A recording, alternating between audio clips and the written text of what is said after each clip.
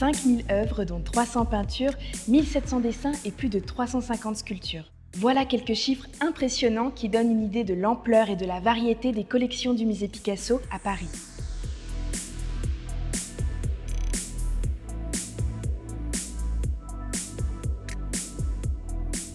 Pour en savoir un peu plus sur la manière dont s'est constitué cet exceptionnel fonds d'œuvres d'art, un petit retour en arrière s'impose.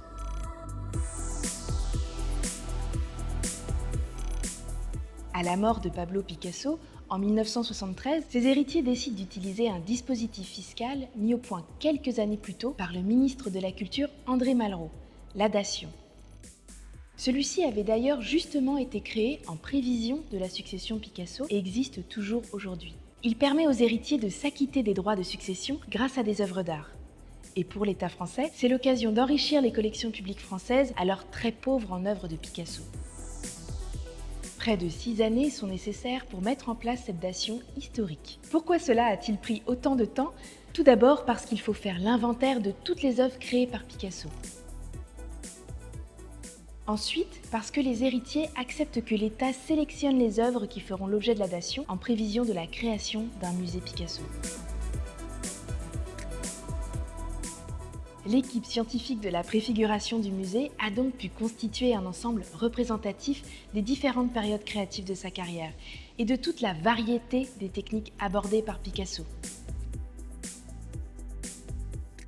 C'est ce que met en avant l'accrochage du moment, dont la scénographie a été créée par le designer Paul Smith. On retrouve des chefs-d'œuvre de Picasso, comme sa sculpture Tête de taureau, qui assemble une selle et un guidon de vélo, son autoportrait peint iconique de la période bleue, ses œuvres cubistes, mais aussi ses dessins de danseuses, ou encore son grand acrobate. Montrer cette diversité, c'est ce qui distingue le musée Picasso des autres institutions qui exposent des œuvres de l'artiste. La sélection de la dation a en effet permis de choisir des œuvres moins connues, moins attendues, mais qui en disent long sur le processus créatif de l'artiste. Un ensemble de plus de 200 000 pièces d'archives données en 1992 complète cette compréhension de l'œuvre de Picasso. Après la sélection d'œuvres, penchons-nous sur le lieu, l'Hôtel Salé, situé dans le quartier du Marais à Paris. Dès l'origine du projet, l'État et les héritiers s'accordent sur le choix de ce bâtiment historique plutôt que de construire un nouvel édifice. L'Hôtel Salé, qui appartient à la ville de Paris, était alors vacant. Contre un loyer symbolique, l'État français prend possession du lieu, le restaure et le transforme en un musée capable de conserver et d'exposer des œuvres d'art. Pourquoi ce nom de Salé ? Il se trouve que cet hôtel particulier du XVIIe siècle a appartenu à Pierre Aubert de Fontenay. Ce dernier était percepteur de la gabelle, un ancien impôt sur le sel. C'était un homme qui avait les moyens de construire cette luxueuse résidence au décor somptueux, dont certains sont classés comme l'impressionnant escalier d'honneur ou le salon Jupiter. Ce qui crée un contraste saisissant et tout à fait voulu entre les créations modernes de Picasso et l'écrin ancien dans lequel elles sont présentées.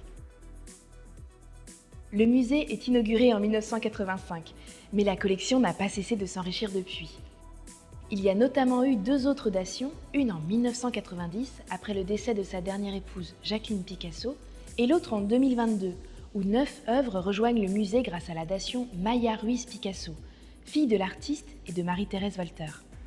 La dation a aussi permis d'acquérir une partie de sa collection personnelle, des créations d'autres artistes qu'il appréciait, comme Renoir, Cézanne ou Miro, mais aussi des sculptures issues du continent africain ou des sculptures du Moyen-Âge ibérique. Autant d'œuvres qui permettent de comprendre ses sources d'inspiration et son processus de création.